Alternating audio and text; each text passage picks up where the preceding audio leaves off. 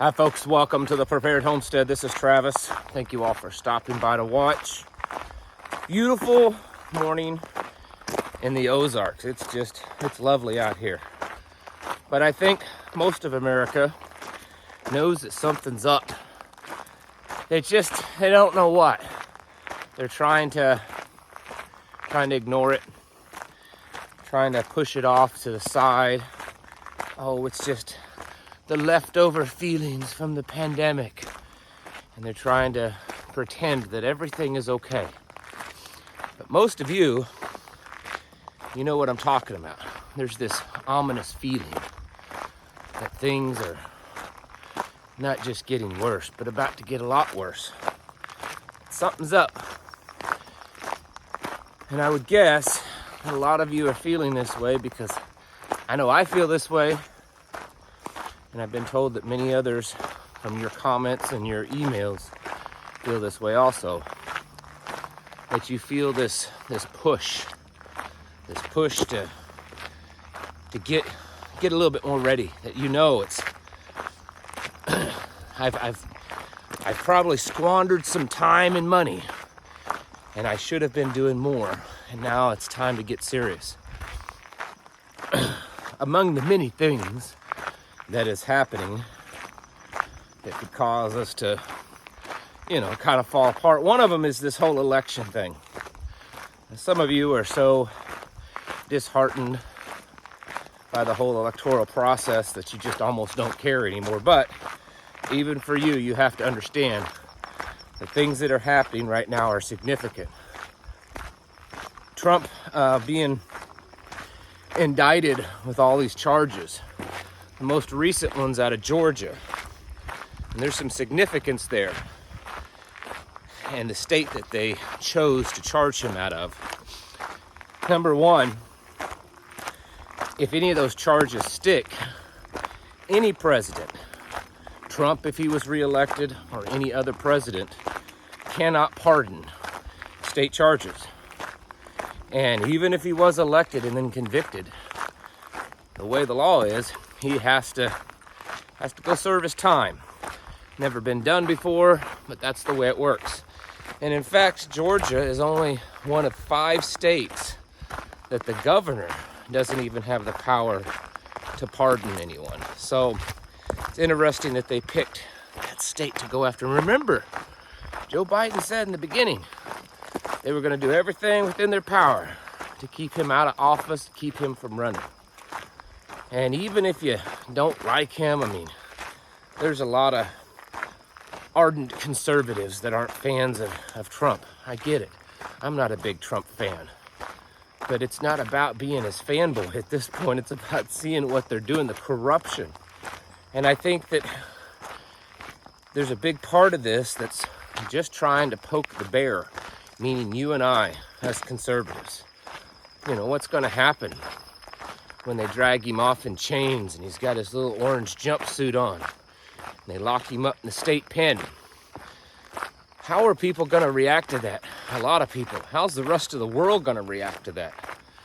That we're no different than all these other banana republics that arrest and execute former presidents and former leaders by the current one. That we're no different than the rest of them. I think they're trying to get us going. And in this whole election in general, many people just believe it's not going to happen. And if it does happen, who's to say that it's going to be legitimate? We haven't probably had a legitimate election in a long time. And I don't think that this is going to be the one also that will be legitimate. You could easily say, well, there's all of this violence surrounding Trump's arrest and imprisonment. And, we got to do the mail-in votes. It's too violent for people to be out there at the voting booths. Or maybe just not at all. We've got a pandemic and a climate emergency. Probably should just suspend this election. These are all possibilities, and they're things that we have to get ready for. It is just a rumor that, as far as I can tell, but there is a growing rumor out of Washington, D.C., it appears, that Biden will soon be issuing a climate emergency declaration. Again, I can't verify it, may not happen, but it was just last week in an interview when he was asked, Biden himself was asked, well, hey, what's your considerations? Have you thought much about a climate emergency, declaration? He's like, oh, I've already done it. And the reporter was like dumbfounded, like, what?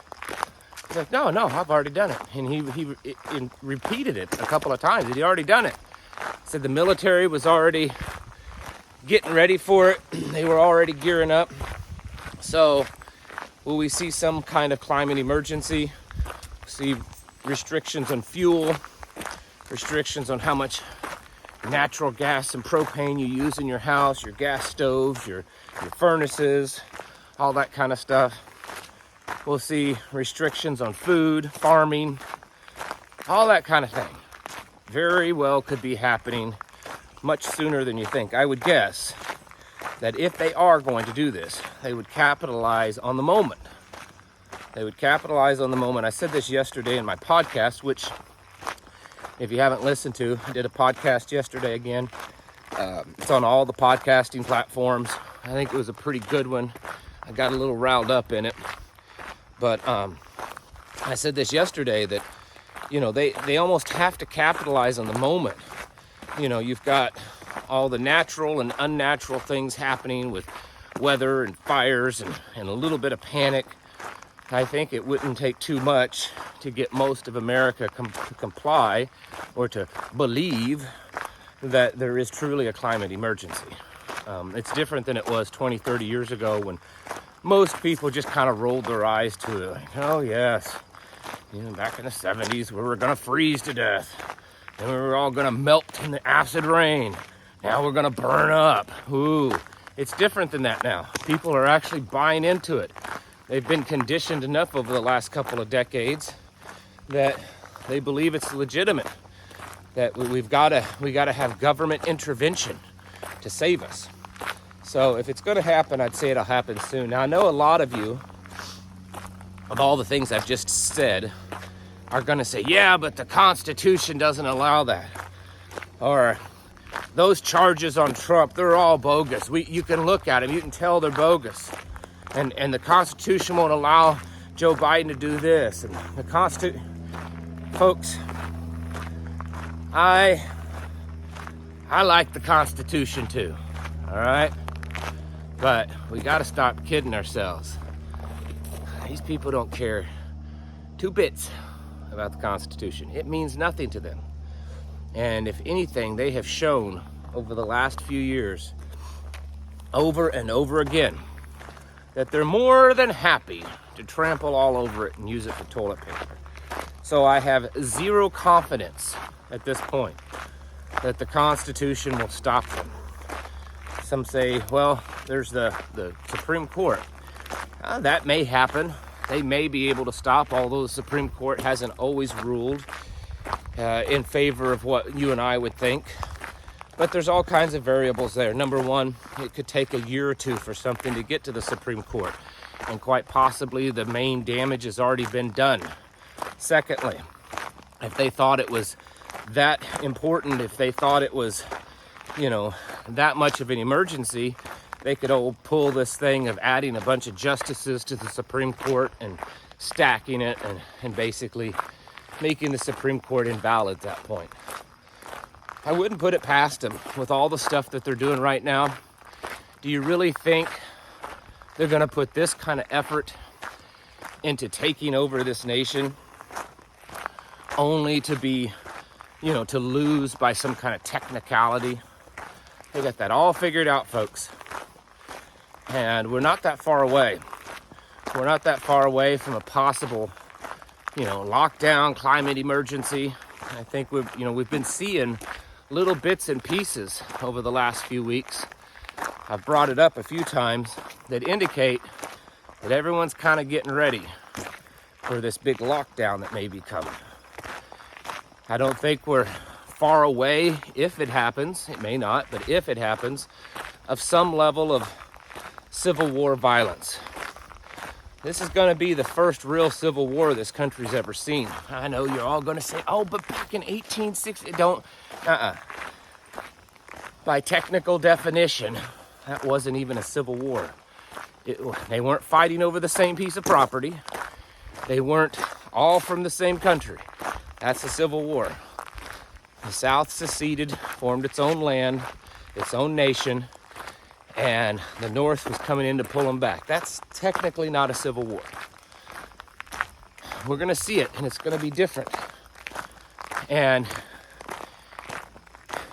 it's not gonna be battle lines like there was in the 1860s. It's not gonna be these standing armies fighting each other out in cornfields. It's gonna be a lot of guerrilla warfare, a lot of urban combat, gangs of people. Some of them, they're politically motivated. Others couldn't care less who's in office. They're just capitalizing on the chaos and probably the money that they're being paid to do what they're doing. I think it's very possible that we're nearing that point too, folks. I could be wrong, and I hope that I am in a lot of ways, but I think most of you know in your heart that we're getting close to the times that these things could happen. And going back to what I said at the beginning of this video, many of us, there's this ominous feeling that something is up.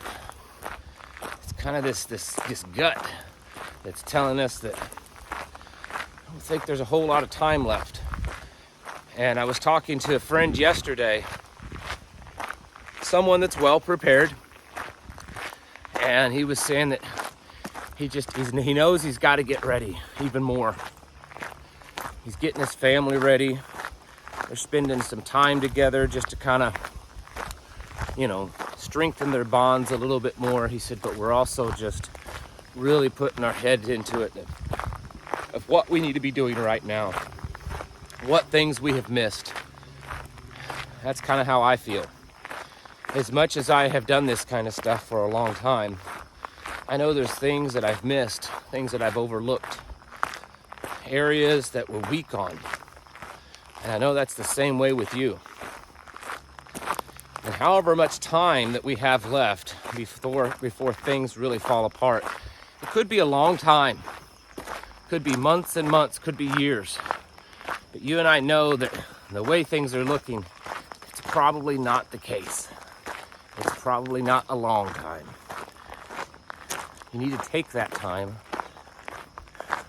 and ramp it up.